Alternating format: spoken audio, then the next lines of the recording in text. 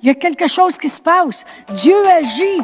La meilleure chose que tu peux apprendre, c'est comment est vraie la parole de Dieu et comment Dieu t'aime. Dieu veut le meilleur pour toi. Bonjour, bienvenue. Encore une fois, on va passer un temps ensemble, un temps merveilleux dans la parole. C'est toujours édifiant. Eh bien, on a parlé hier d'un verset spécial sur lequel on se tient toute la semaine. Et ce verset-là implique la foi. On a démontré hier que la foi, Dieu s'est rendu obligé à nous. Dieu n'est pas obligé à nous, mais à cause de la foi, il s'est positionné pour être obligé de répondre à la foi. Et c'est lui qui l'a voulu ainsi. Amen. Alors, le verset de la semaine se trouve dans Lamentation. Je vais le relire. Lamentation 3, 26. La parole de Dieu nous dit, « Il est bon d'attendre en silence le secours de l'Éternel. » Et on a terminé hier en disant ceci, qu'il y avait 3 mots-clés dans ce verset-là. Et les 3 mots-clés, c'est « attendre », silence, secours. Et puis aujourd'hui, nous allons parler de attendre. Et naturellement, les capsules s'appellent savoir attendre. Alors, on va parler de attendre. Et vraiment, attendre est une chose difficile de nos jours. Pourquoi? Parce que on est habitué avec du instantané. On est habitué avec du micro-ondes. On est habitué de arrêter et commander notre souper en passant au check-in. Et même maintenant, si on veut, on appelle à l'épicerie, on envoie la liste par Internet ou on appelle ou Internet, peu importe, et ils font notre épicerie, viennent la livrer. Je veux dire, le monde maintenant sont pressés et attendre est un mot difficile de nos jours.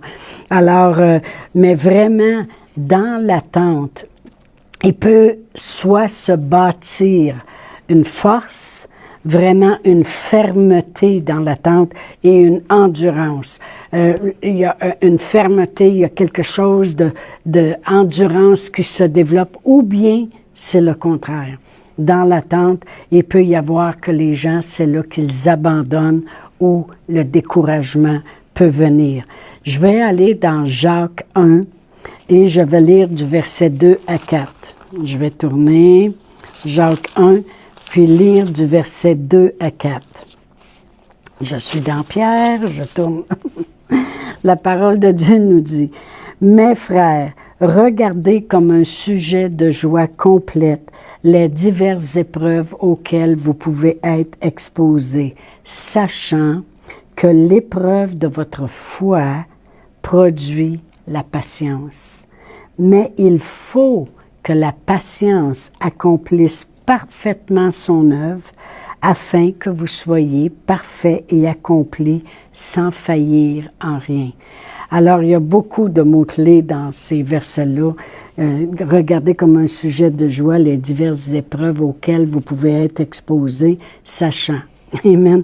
Alors, vraiment, on est exposé. Pourquoi? Parce qu'on vit dans ce monde.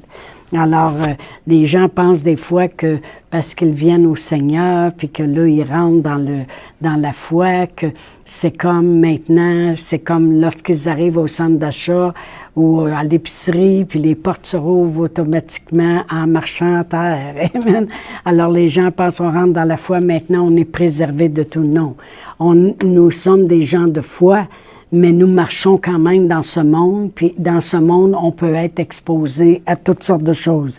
Et qu'est-ce qu'il est bon? La parole de Dieu dit, sachant, il est bon de savoir quelque chose. Amen. Sachant que l'épreuve de votre foi, c'est ta foi qui est mise à l'épreuve. Amen.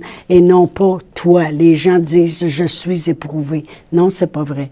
C'est l'épreuve de notre foi. Et je vais vous donner un exemple pour ça. Il y avait un monsieur qui court très vite et est bon pour attraper le ballon. Alors, ils l'ont mis dans une joute de football. Et puis là, le monsieur, le ballon part, il prend le ballon, puis il se met à courir. Et puis là, toutes les autres l'arrêtent, sautent par-dessus. Puis là, vous savez comment c'est au football, la pile, elle s'accumule. Amen. Là, le gars, il sort de cette pile-là à un moment donné. Et puis là, il jette le ballon à terre, puis il dit, moi, je joue plus, tout le monde est après moi, tout le monde m'en veut, tout le monde me saute dessus, je joue plus. Ben là, le coach, il le regarderait, puis il dirait, voyons, non, le fou, le monde, ils n'ont rien contre toi. C'est le ballon qu'ils veulent. C'est pas toi, c'est le ballon qu'ils veulent. Le ballon, il était dans tes mains. Fait que c'est pour ça qu'ils ont couru après toi. Alors vraiment, des fois, les gens prennent ça personnel, mais en réalité, qu'est-ce que le diable, il veut? C'est notre ballon de foi. C'est ça qu'il veut. Il veut le ballon. Il se fout de nous. C'est le ballon qu'il veut. Alors vraiment, lorsque le gars a compris que c'est le ballon, il a continué à jouer. Puis là, ben, il s'est assuré que quand il y avait le ballon, il évitait la gagne. Amen. Alors c'est la même chose pour nous. C'est notre foi qui est mise à l'épreuve. C'est pas nous-mêmes. Amen. Alors vraiment, je veux revenir au mot patience. Parce que il faut, la parole de Dieu dit, il faut que la patience accomplisse, dans le verset, la fin du verset, complètement son œuvre. C'est quoi que ça veut dire, ça? Il faut que la patience accomplisse parfaitement son œuvre. Eh bien, l'exemple que je pourrais vous donner, c'est la femme enceinte. Vous savez, pour les femmes qui ont eu des bébés, on sait très bien que le 9 mois de grossesse, il y a des positions qui sont pas faciles. On a de la misère à dormir, on se vire de bord, on peut plus se coucher sur le ventre, on est pris avec ce gros ballon et puis on devient enflé, on fait de la rétention d'eau, il y a toutes sortes de choses. Ça devient pesant, ça donne mal dans le bas du dos. Il y a plein de choses qui peuvent se passer lorsqu'on attend un enfant. Mais même si la femme enceinte, elle irait voir le médecin, puis elle est rendue au 7e mois ou au 6e mois et demi, elle dirait, moi là, je me rends pas à 9 mois, c'est bien de valeur, j'ai pas la patience pour ça. 6 mois et demi, accouche-moi, fais quelque chose. Bien là, le médecin, qu'est-ce qu'il lui répondrait? Il dirait, il faut que tu sois patiente, il faut que la patience accomplisse parfaitement son œuvre en toi. Pourquoi? Parce que tu veux un bébé parfait. Parce que tu veux que quand tu auras ton enfant, que ton enfant arrive en bonne santé, complet. Tu veux l'accomplissement complète de qu'est-ce que tu attends. Et même si cette femme-là, elle sait qu'elle a la réponse, un enfant à l'intérieur d'elle, même si elle ne le voit pas, elle sait que l'enfant est là. Mais tout ce qu'elle a besoin, c'est de patience, de savoir attendre. Amen. Savoir attendre, ça implique patience. Pourquoi? Pour avoir quelque chose de bien accompli, de bien parfait. Mais c'est la même chose avec nos prières. Même si nous savons que cette réponse-là que Dieu nous promet, cette promesse-là qu'il nous dit dans sa parole, on veut se l'acquérir par la foi, ça prend la patience. Pourquoi? Pour permettre à Dieu d'accomplir parfaitement son œuvre dans la promesse qu'il nous donne. Lorsqu'on était à l'école biblique à Raymond aux États-Unis, il y avait un de nos professeurs qui nous avait donné un exemple sur la patience. Puis il se rappelait que lorsqu'il était un petit garçon, et puis que là, l'école était près de finir, et puis là, lui, ça faisait longtemps qu'il ramassait ses sous, il tondait le gazon, il faisait toutes sortes de choses parce qu'il voulait avoir la bicyclette qu'il avait vue au magasin, le beau bicycle de garçon bleu, avec le siège banane, tout le kit qu'il avait vu. Et puis, lorsque l'école a fini, il n'y avait pas tout l'argent encore pour l'acheter. Mais là, il voyait ses amis passer en bicycle et puis d'aller s'amuser. Fait que là, il s'est dit en lui-même, ben là, je suis plus capable d'attendre. Moi, je veux aller jouer avec mes amis. Alors, il y avait peut-être la moitié de l'argent. Ce qu'il a fait, c'est qu'il a acheté un bicycle seconde main qu'il a vu dans une vente de garage. Est-ce que sa joie, elle a été complète? Non. Il n'y avait pas le bicycle qu'il voulait. Pourquoi? Parce qu'il n'a pas su attendre. Et il dit, ça n'a pas été long que des fois, la chaîne, elle faisait juste débarquer, le bicycle était rouillé, il grinchait quand que moi, je pédalais. Et il dit, j'ai passé un été à être déçu.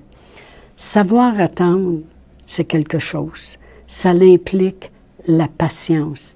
Mais la chose merveilleuse, c'est que lorsque la patience a accompli parfaitement son œuvre, on a permis à Dieu d'accomplir parfaitement ce qu'il veut faire dans notre vie.